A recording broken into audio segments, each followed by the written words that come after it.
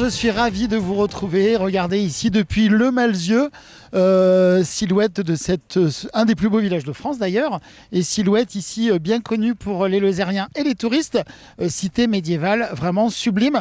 Mais regardez sur le fronton ici, juste au niveau de mes feuilles, c'est marqué école publique, non à la fermeture de la 4e classe. Vous allez voir dans ce JT, vous allez avoir un reportage tout de suite en ouverture du JT concernant la future carte scolaire qui est en proposition, qui est en discussion actuellement. Vous avez tout un reportage qui va parler de cette thématique compliquée ici en Lozère.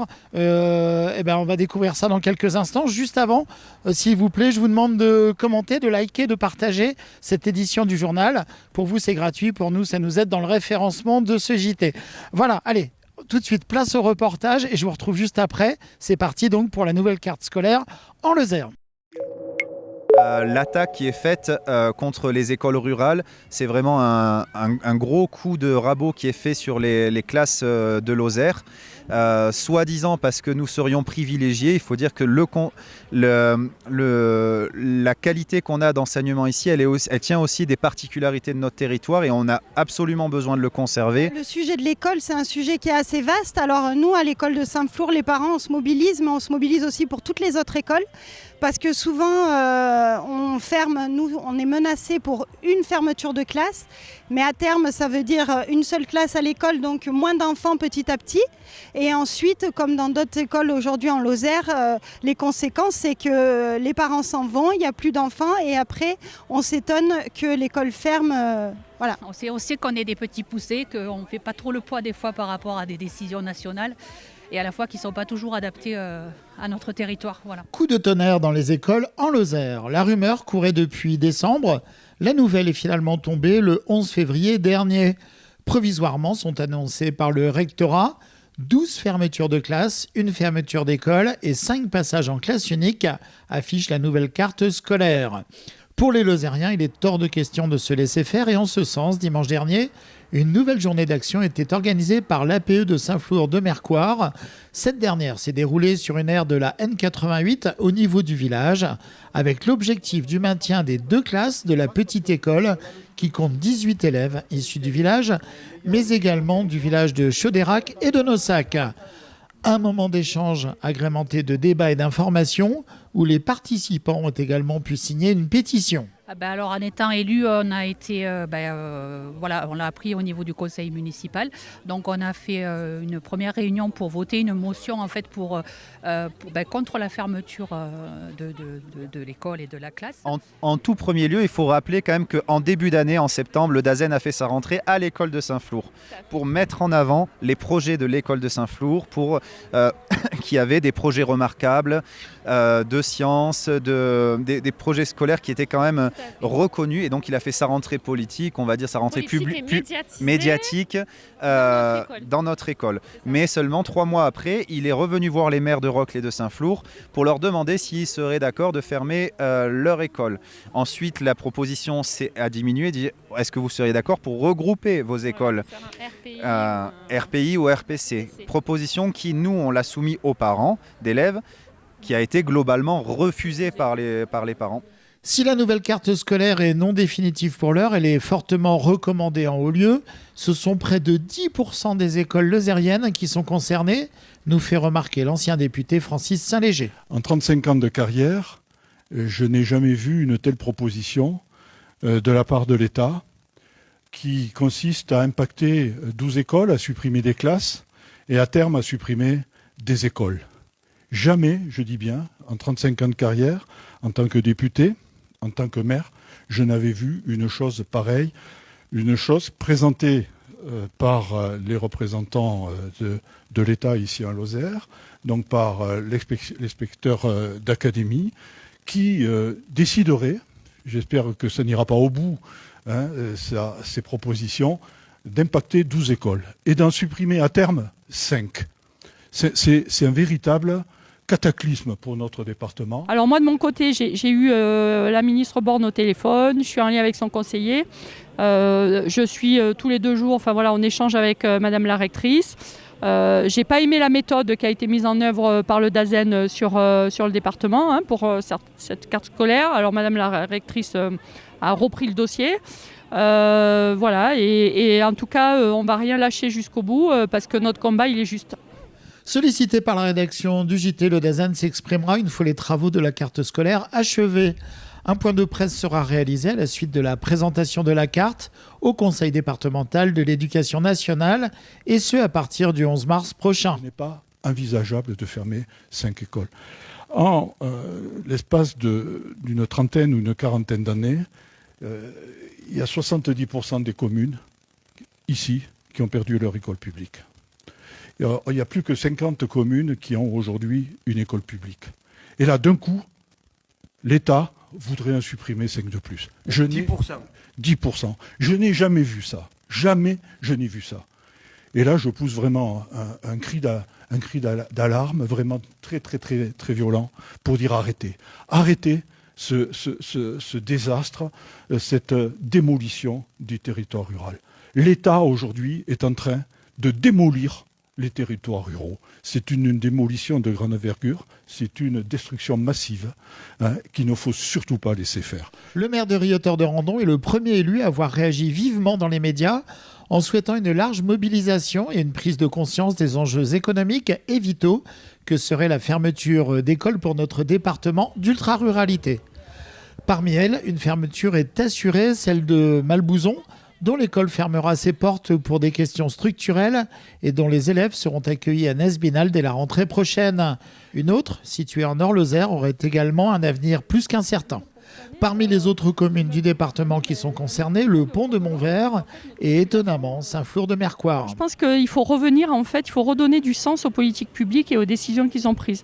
Et dans un département comme la Lozère, la question en fait de l'enseignement et du maillage territorial des écoles est essentielle et on ne peut pas simplement nous opposer une logique purement chiffrée et quantitative. Et dans nos écoles aujourd'hui, on a des enseignants qui l'ont prouvé. Quand on regarde la réussite en fait des élèves lozériens, c'est la qualité. L'argument que l'administration nous donne, c'est que de fermer une classe, ce n'est pas fermer une école. Mais après, nous, on le voit bien sur les écoles qui ont perdu des classes, leurs effectifs stagnent à quelques élèves parce que les maires refusent de les fermer jusqu'au moment où ils décident que, oui, il faut les fermer. Donc à terme, je veux bien que là, c'est vrai que cette année, il y a eu des ouvertures de classes. C'est quand même très rare, c'est quand même très incertain. C'est très difficile d'en avoir aussi. Et si les effectifs augmentent, Oui, c'est très difficile de les avoir et si les effectifs augmentent en plus, ce n'est même pas un poste de titulaire de professeur qui va revenir, mais des renforts qui ne sont pas assurés et certains d'être présents en permanence. Donc on sait très bien que la qualité de l'enseignement va être impactée. Sans surprise, les syndicats ont tous réfuté les propositions.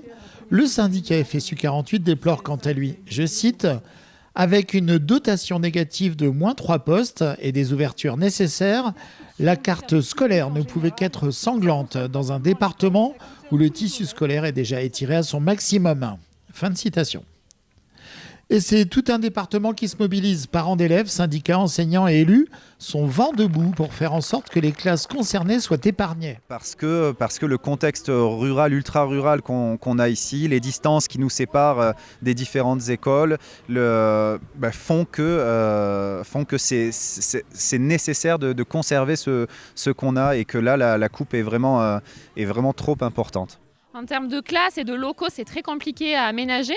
D'avoir 18 élèves de 2 ans à 11 ans, donc de la toute petite section au CM2 dans une même classe, c'est compliqué. Et en plus que l'enseignant arrive à accorder du temps autant aux tout petits qu'aux CP qui sont en plein apprentissage de la lecture, qu'aux CM2 qui se préparent à l'entrée au collège, c'est très très compliqué. Sur un effectif de 17-18 élèves, comme ça sera le cas sur notre école, ça paraît très difficile. On accueille de plus en plus des enfants qui sont en situation d'inclusion, qui ont aussi des difficultés psychologiques, voire psychiatriques. Voilà.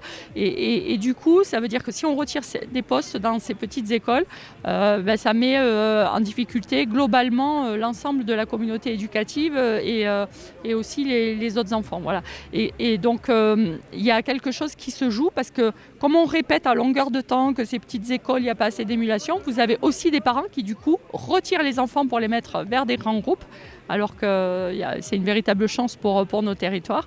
Et derrière, ça met en péril à moyen et à long terme en fait, le maintien même de ces écoles.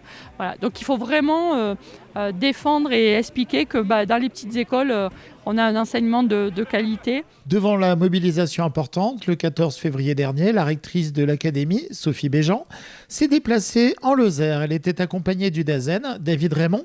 Ils ont échangé avec les élus du département, dont la sénatrice Guylaine Pantel et Patricia Brémond. Elle est vice-présidente du département de la Lozère. Elle est en charge de la jeunesse et de l'éducation. Bon, eux, leur argument, c'était de vanter l'école unique pour nous dire que c'était pas si pire et qu'on avait un très bon enseignement, ce dont on ne doute pas. On fait confiance aux professeurs et à leurs compétences et à leur implication. Seulement, rien ne nous empêche de préférer, de conserver 2 classes pour la qualité d'enseignement.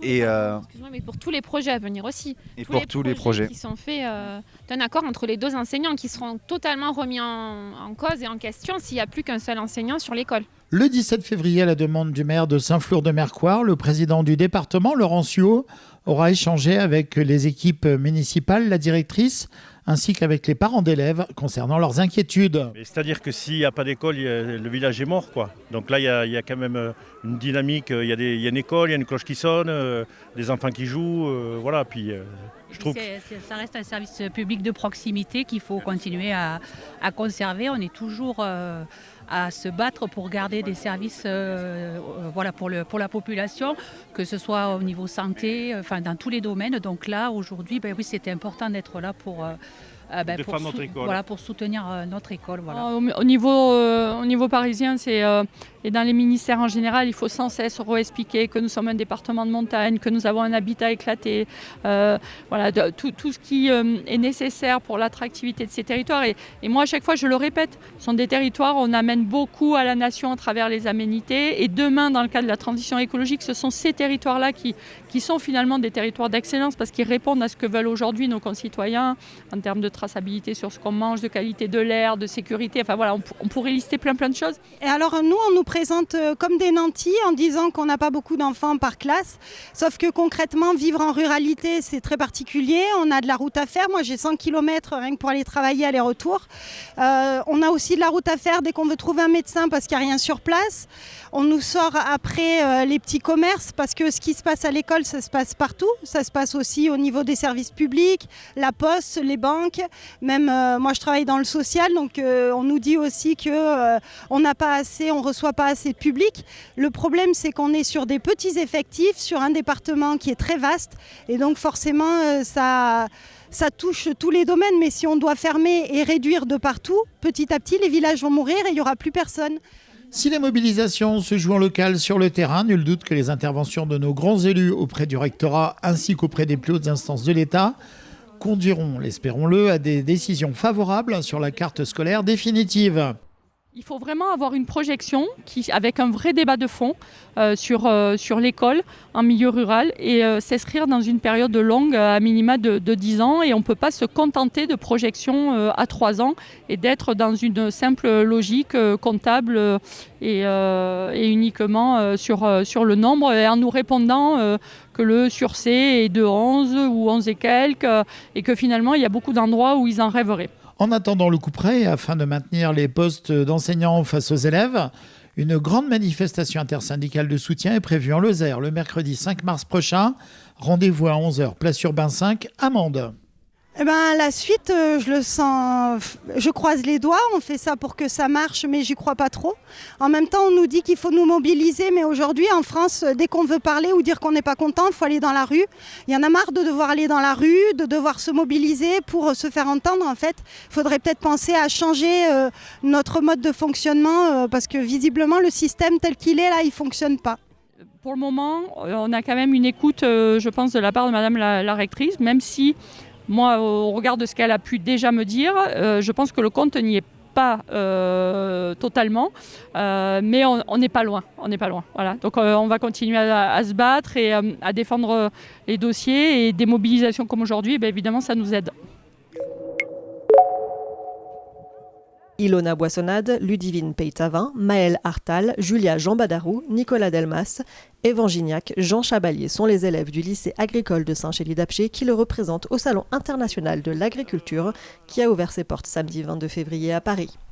Participant au TIEA ou Trophée international de l'enseignement agricole, les élèves en première année de bac pro CGEA et de bac techno STAV ont emmené dans leur bagage celle qui sera la star de leur concours, Rune, une cimentale de 4 ans élevée sur l'exploitation du lycée agricole. Le thème de l'édition 2025, qui sert de fil rouge à toutes les épreuves des élèves auxquelles ils vont se soumettre tout au long de leur semaine parisienne, est « L'élevage bovin, une richesse pour les territoires ». Les objectifs du TIEA sont de mettre en avant l'image contemporaine du métier d'éleveur bovin, tout en renforçant le lien entre l'enseignement et les professionnels du secteur agricole. Les différentes épreuves favorisant l'apprentissage des techniques de communication ainsi que la maîtrise des pratiques de sécurité en élevage.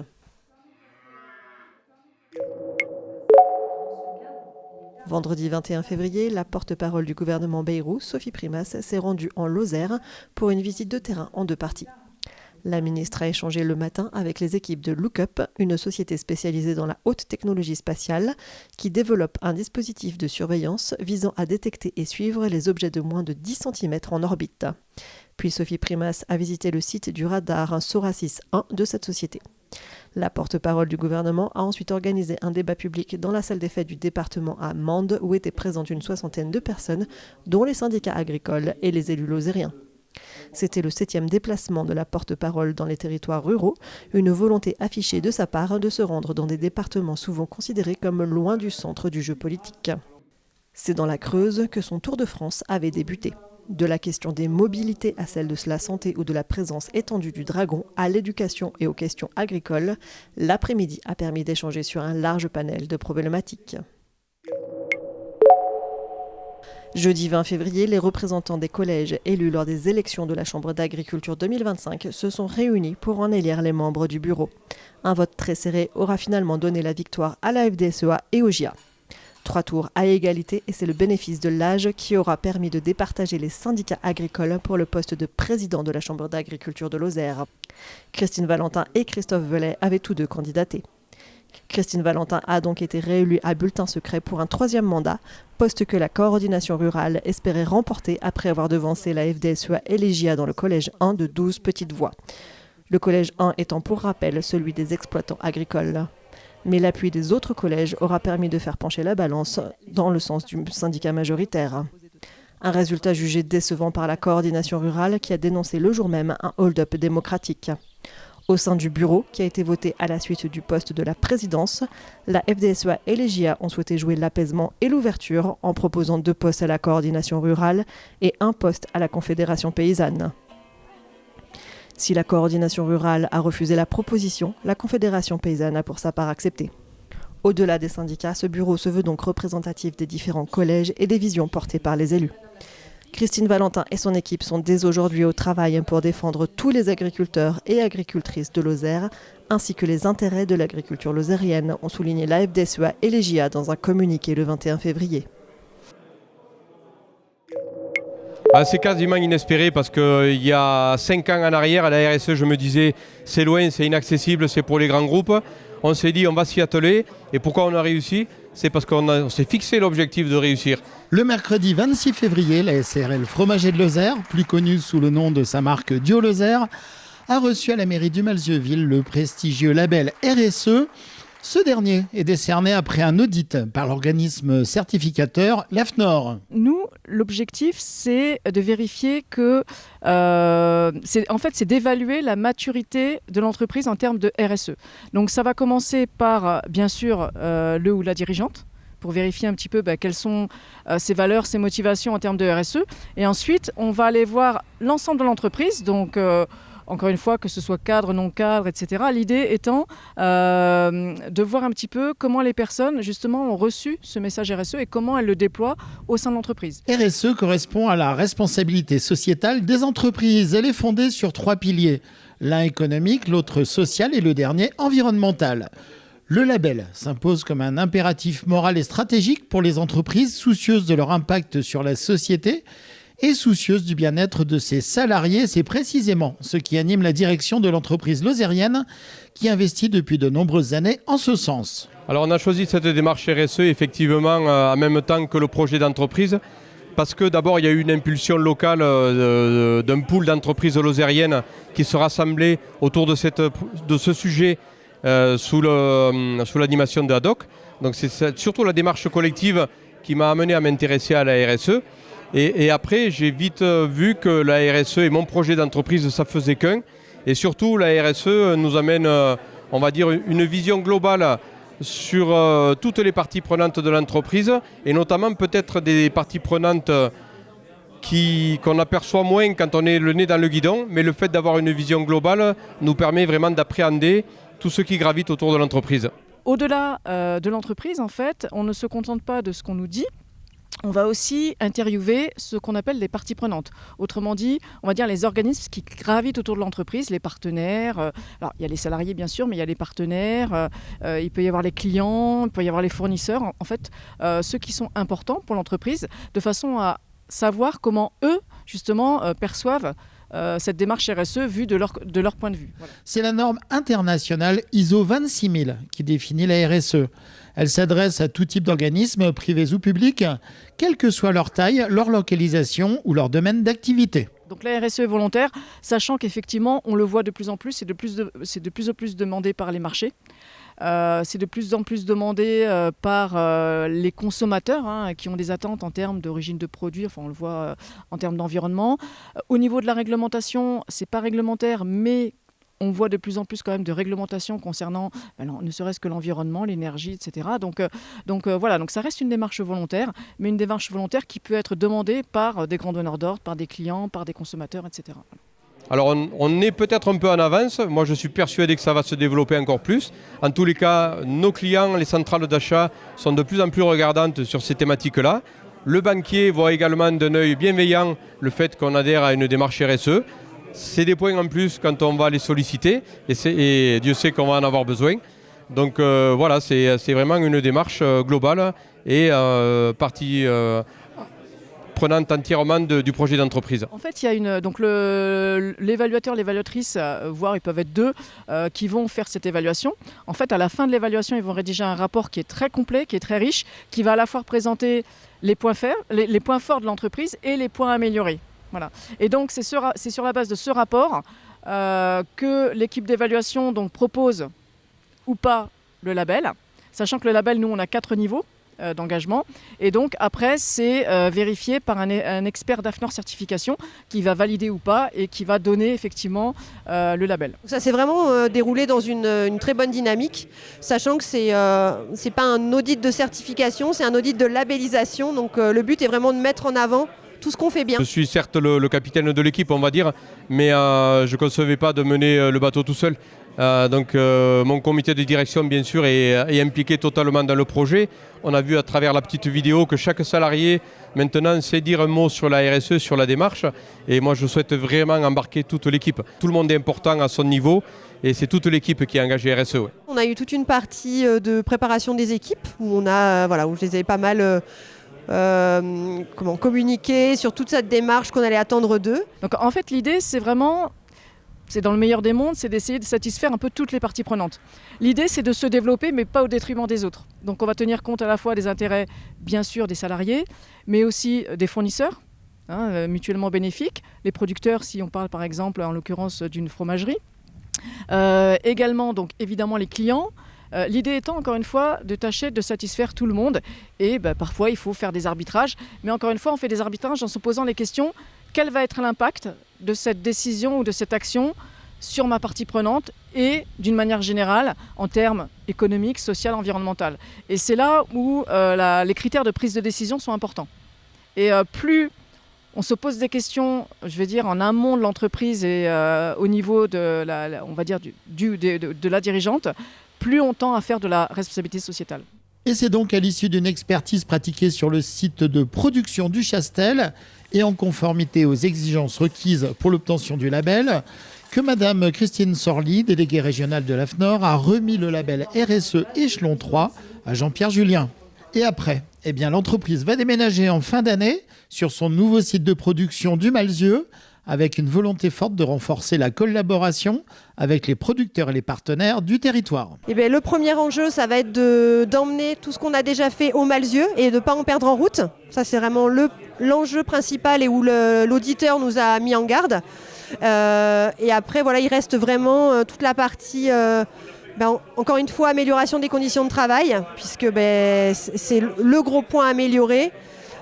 Tous les enjeux qu'on s'est fixés sur la réduction de notre impact environnemental avec les économies d'eau, d'énergie et tout ce qu'on veut développer avec nos clients. Donc non, on a encore pas mal de travail, mais on est confiant.